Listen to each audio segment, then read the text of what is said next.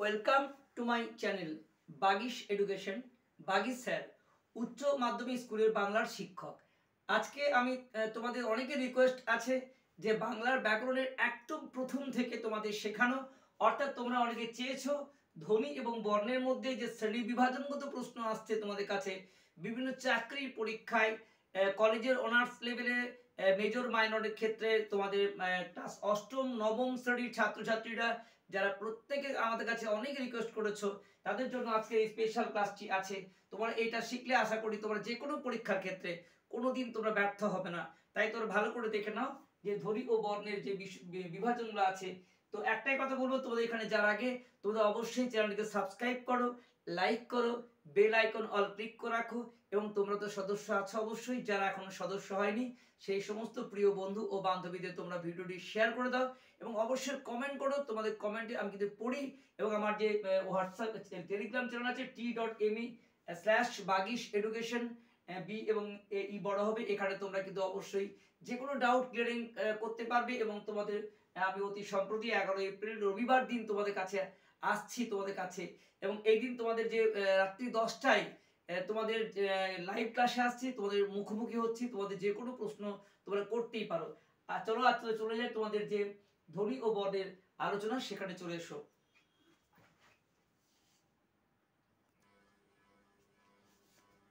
তাহলে ধ্বনি ও বর্ণের মধ্যে তোমরা প্রথমে জানতে হবে ধ্বনি ও বর্ণ কাকে বলে। তার ধ্বনি কাকে বলে? কথা বলার সব থেকে ছোট অংশ ধ্বনি। এই যে আমরা প্রতি মুহূর্তে অনর্গল কথা বলে যাচ্ছি, তার সব থেকে ক্ষুদ্রতম একক হলো ধ্বনি। এই মানব দেহের একক কোষ, একটা বাড়িটার একক ইট, সেই রকম আমাদের কথা বলার একক হচ্ছে তোমার ধ্বনি। ধ্বনি হচ্ছে কি কথা বলার সব থেকে ছোট অংশ। বর্ণ কাকে বলে?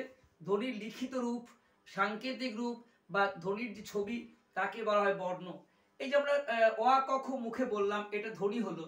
যখন একে খাতায় লিখে দেখাবো ছবিগুলো, সেই অ আ ক খ গুলো খাতায় লিখলে হবে ধ্বনি। তাই ধ্বনি ও বর্ণের পার্থক্য কি তোমাদের এটা প্রশ্ন হয়। 1 নম্বর দেখো, ধ্বনি কানে শোনা যায়, বর্ণ চোখে দেখা যায়। ধ্বনি শিক্ষিত অশিক্ষিত সকলেই বোঝে, আর বর্ণ শুধু শিক্ষিত লোকেরা বোঝে। যে শিক্ষিত না যে ভাষায়, সে কিন্তু বর্ণ কত হিজিগিজি দেখবে। গুজরাটি ভাষা জানো না, তুমি হিজিগিজি দেখবে। তাহলে কিন্তু ধ্বনি কিন্তু যার কান আছে সবাই শুনতে পায়, আর বর্ণ শুধু শিক্ষিত লোকেরা বোঝে। তা দুটি পার্থক্য কিছুই না, ধ্বনির জন্য কান লাগে, বর্ণের চোখ লাগে। ধ্বনি সবাই বোঝে, আর বর্ণ শিক্ষিত লোকেরা বোঝে। এই দুটি পার্থক্যই যথেষ্ট। এবার আসি তোমাদের ধ্বনি বা বর্ণকে ভাগ করছি কটা ভাগে? দুটো ভাগে, স্বরবর্ণ এবং ব্যঞ্জন বর্ণ। স্বরবর্ণ কাকে বলে? যে বর্ণগুলো নিজে উচ্চারিত হয় তাকেই বলা হয় স্বরবর্ণ। অ থেকে ও পর্যন্ত, এই অতে অ আর হ্রস্ব দীর্ঘ রি লি এ ওই ও ঔ, এই 12টা তোমাদের কাছে স্বরবর্ণ। এর মধ্যে তোমাদের পরীক্ষায় প্রায় আসে কোন বর্ণের ব্যবহার নেই। এই যে লি দেখতে পাচ্ছ নয়ের মতো বাংলায়, এটার ব্যবহার নেই। তাই এই 4 3 12-র মধ্যে আজকে আছে 11টি বর্ণ। 12টি বর্ণের মধ্যে একটি বাদ চলে গেছে, কোনটি? লিটি। তাহলে বাংলায় কোন স্বরবর্ণের ব্যবহার নেই? উত্তর বল লি। বাকি তোমাদের 12টির মধ্যে একটি বাদ গেলে 11টি স্বরবর্ণ আজকে আমরা ব্যবহার করে থাকি। অ আর হ্রস্ব দীর্ঘ রি এ ওই ও ঔ। আশা করি তোমরা বুঝতে পেরেছো স্বরবর্ণ কটি। এবার এই স্বরবর্ণকে ভাগ করছি আমরা 4টে ভাগে। কি কি? হ্রস্বস্বর, দীর্ঘস্বর, প্লুতস্বর, মৌলিক স্বর, যৌগিক স্বর। সবকে 5টায় ভাগ করলাম। প্রথমেই আছে হ্রস্বস্বর কাকে বলে। হ্রস্বস্বর মানে কি? যে স্বরবর্ণ উচ্চারণ করতে কম সময় লাগে তারা হ্রস্বস্বর, আর যে স্বরবর্ণ উচ্চারণ করতে বেশি সময় লাগে তা দীর্ঘস্বর। হ্রস্বস্বর দীর্ঘস্বর উচ্চারণের সময় অনুসারে। স্বরবর্ণ উচ্চারণ করতে কম সময় লাগলে হ্রস্বস্বর, আর স্বরবর্ণ উচ্চারণ করতে বেশি সময় লাগলে তা দীর্ঘস্বর হবে। তাহলে আমরা কোনগুলো উদাহরণ হবে? যে এই যে তোমরা দেখতে পাচ্ছ প্রথম আর তৃতীয়, প্রথম দুটো ঘরে প্রথম আর তৃতীয় হলো হ্রস্বস্বর। এই ঘরটা আর এই ঘরটা, অর্থাৎ প্রথম দুটো ঘরে 1 আর 3, অ 1 আর, তোমরা দেখতে পাচ্ছ এই 1 আর 3, এগুলো এই গোল গোলগুলো হ্রস্বস্বর। অর্থাৎ অরস্বই রস্বরি, রস্বরি, এই 4টা স্বরবর্ণ উচ্চারণ করতে কম সময় লাগে বলে এরা হ্রস্বস্বর। আর দীর্ঘস্বর কোনগুলো? দ্বিতীয় প্রথম দুটো করে দ্বিতীয় চতুর্থ। তাহলে আ দীর্ঘই দ্বিতীয় চতুর্থ, পরের ঘরটা দ্বিতীয় দীর্ঘ, কিন্তু লিয়ের ব্যবহার নেই, তাই একটা ধরবো। প্রথম ঘরে দুটো, দ্বিতীয় ঘরে একটা, আর তৃতীয় ঘরে পুরোটাই কিন্তু দীর্ঘস্বর। তৃতীয় ঘরে কিন্তু হস্যস্বর থাকে না। কোন ঘরে হস্যস্বর থাকে না? তৃতীয় ঘর বা এর ঘরে। তাহলে অ রস্বই, অরস্যের রস্বরি, এই চারটা স্বরবর্ণ উচ্চারণ করতে কম সময় লাগে, তাই এর হস্যস্বর। আর এই যে চৌকো দেখছো, আ দীর্ঘই দীর্ঘ, এ ওই ও, প্রথম তৃতীয় দ্বিতীয় আর চতুর্থ, দ্বিতীয় চতুর্থ হলো দীর্ঘস্বর। আ দীর্ঘই, দ্বিতীয় দীর্ঘ লি নেই, আর শেষের পুরোটাই কিন্তু দীর্ঘস্বর। আ দীর্ঘই দীর্ঘ এ ওই ও ও, আ দীর্ঘ দীর্ঘ এ ওই ও ও, এই সাতটা হলো দীর্ঘস্বর। অরস্বই রস্বরি, এই চারটা কম সময় লাগে হস্যস্বর।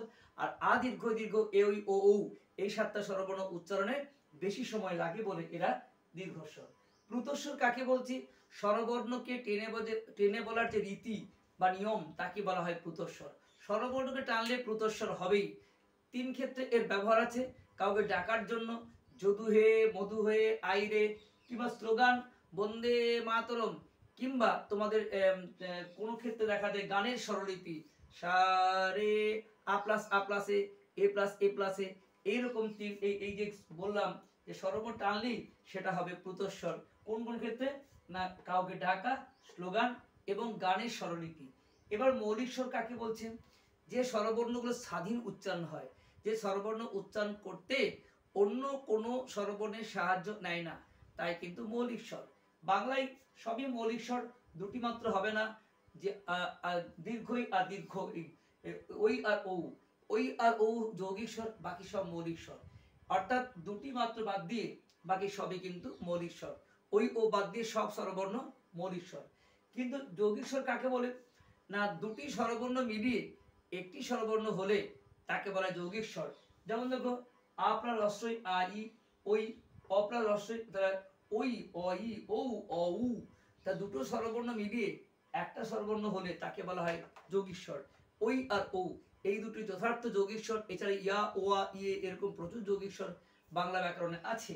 তাহলে আমরা স্বরবর্ণ ভাগটা আশা করি বুঝতে পেরেছো। এবার আসছি ব্যঞ্জন বর্ণ। ব্যঞ্জন বর্ণ কাকে বলে? স্বরবর্ণের সাহায্য নিয়ে যে বর্ণ উচ্চারিত হয় তাকে বলা হয় ব্যঞ্জন বর্ণ। ক, খ, গ, প্রত্যেক ক্ষেত্রে অ লাগে, আর এই অটাই তো স্বরবর্ণ। তাহলে স্বরবর্ণের সাহায্য নিয়ে যে বর্ণ উচ্চারিত হয় তাকে বলা হয় ব্যঞ্জন বর্ণ। ব্যঞ্জন বর্ণ ভাগ করছি দেখো আমরা চারটে ভাগে। একে পর্শবর্ণ, দুই অন্তস্থ, তিনে উষ্ম, আর চারে অযোগ বাহ বর্ণ। তাহলে আমরা আগে বর্ণগুলো দেখে নিই। ক থেকে ম, এই 25টা ব্যঞ্জন বর্ণকে বলছি পর্শবর্ণ। পরের চারটা কি? জরলভ, এই চারটাকে বলছি অন্তস্থ বর্ণ। পরের চারটা কি? তিনটে স আর হ, তালাবস্য, মূর্ধন্যস্য, দন্তস্য, হ, এই চারটাকে উষ্ম বর্ণ।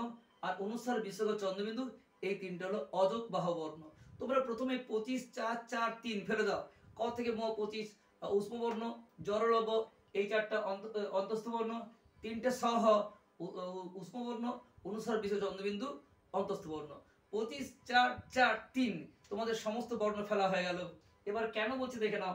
স্পর্শ, স্পর্শ মানে কি? ছোঁয়া। তো কে কাকে ছুঁয়ে টাচ ফোন বলি না, আমাদের হাত আঙুল ছুঁয়ে, সেরকম জিহ্বা তোমাদের বাকযন্ত্রের বিভিন্ন স্থান, বিভিন্ন স্থান বলতে কণ্ঠ, গলা, তালু, মূর্ধা, উপরের খোলটা, ভেতরে নিচের খোলটা, দন্ত, দাঁত আর ওষ্ঠ, ঠোঁট, এই পাঁচটা টাচ করে উচ্চারণ হয় বলে এদের বলা হয় স্পর্শবর্ণ। তাহলে ক থেকে ম পর্যন্ত 25টা ব্যঞ্জন আমাদের জিহ্বা বাকযন্ত্রের বিভিন্ন স্থান স্পর্শ করে বলে এদের বলা হয় স্পর্শবর্ণ। স্পর্শ মানে ছোঁয়া, জিহ্বা বাকযন্ত্রের এই পাঁচটি জায়গা ছুঁয়ে, কণ্ঠ, তালু, মূর্ধা, দন্ত, ওষ্ঠ। আসবো এখানে ডিটেলস পরে। আর অন্তস্থ মানে কি? অন্তস্থ মানে মধ্যস্থ। তো এই জরলভ চারটা বর্ণ স্পর্শবর্ণ উষ্মবর্ণের মাঝে অবস্থিত, তাই এদের বলা হয় মধ্যস্থ। আবার কেউ কেউ বলেন এরা স্বরবর্ণ ও ব্যঞ্জন বর্ণের মাঝামাঝি উচ্চারণ, সেমি ভায়েল, তার জন্য এদের বলা হয় অন্তস্থ বর্ণ। তবে তোমরা অবস্থানটা দেখাবে জরলভ এই চারটা ব্যঞ্জন বর্ণ স্পর্শ এবং উষ্মের মাঝে অবস্থিত বলে এদের বলছি আমরা অন্তস্থ বর্ণ। তারপর উষ্ম মানে কি? শ্বাস বায়ু, শ্বাস বায়ু, তিনটে স, তালাবস্য, মূর্ধন্যস্য, দন্তস্য, এই আর হ, এইগুলো উচ্চারণ করতে অনেকখানি করে শ্বাস বায়ু বের হয়ে যায়।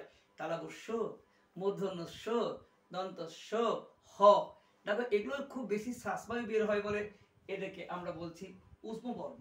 আর অযোগ বাহ বর্ণ কাকে বলে? অযোগ মানে কি? যোগ না হওয়া। এখানে অযোগ মানে আলাদা। কোন দিকে আলাদা? এই অনুসার বিসর্গ চন্দ্রবিন্দু এদের না উচ্চারণই নেই। তোমার মনে হতে পারে উচ্চারণ নেই, তার মানে কি স্যার উচ্চারণ নেই কি করে বুঝবো? দেখো কয় একারে কে, অনুসারে একারে কি হবে? নিশ্চয়ই বলতে পারবে না। ময়াকারে মা, বিসর্গের আকারে কি হবে? বলতে পারবে না, তখন সাইলেন্ট হয়ে যাবে। তাই এরা আমরা বুঝতে পারছি অনুসার বিসর্গ চন্দ্রবিন্দু এদের সঙ্গে বিভক্তি যোগ করলে এদের উচ্চারণ হয় না, এরা কিন্তু নিস্তব্ধ হয়ে যায়। তাই এরা অযোগ, তাই এরা আলাদা, এদের উচ্চারণ নেই। দ্বিতীয়ত এরা কারোর সঙ্গে যুক্ত হলে সঙ্গে সঙ্গে উচ্চারিত হয়ে যায়। যে কয় অনুসার কম চট করে বলে দেবে। বুঝতেই পারছো যে এদের কিন্তু কোনো উচ্চারণ নেই, কিন্তু এরা না কারোর সঙ্গে যুক্ত হলেই সঙ্গে সঙ্গে উচ্চারিত হয়। যুক্ত হওয়াকে বলছে বাহ। তাহলে প্রথমত এরা উচ্চারণ নেই বলে এরা আলাদা, তাই অযোগ। দ্বিতীয়ত এরা কারোর সঙ্গে যুক্ত হয়ে বাহিত হয়, তাই এরা বাহ। তাহলে অনুসারে বিশেষ চন্দ্রবিন্দু এই বর্ণগুলোর স্বাধীন উচ্চারণ নেই, কিন্তু কারোর সাথে যুক্ত হলে উচ্চারিত হয়, তাই এরা অযোগ বাহ বর্ণ। আশা করি প্রত্যেকটি সংজ্ঞা বুঝতে পেরেছো। এবার তোমাদের এই যে স্পর্শবর্ণ গুলো দেখো, 25টা ব্যঞ্জনবর্ণ তোমাদের আছে ক থেকে ম পর্যন্ত। এরা কিন্তু 5 5 25 বর্গের সাজানো আছে, তাই স্পর্শবর্ণ আরেক নাম বর্গীয় বর্ণ। আর বর্গীয় বর্ণ বর্গের প্রথম বর্গের প্রথম ক চ ট ত ভ, বর্গের দ্বিতীয় দেখো প্রত্যেকটার প্রথম ঘরগুলো বর্গের প্রথম, তারপরে দ্বিতীয়, তারপর তৃতীয়, তারপর চতুর্থ, পঞ্চম।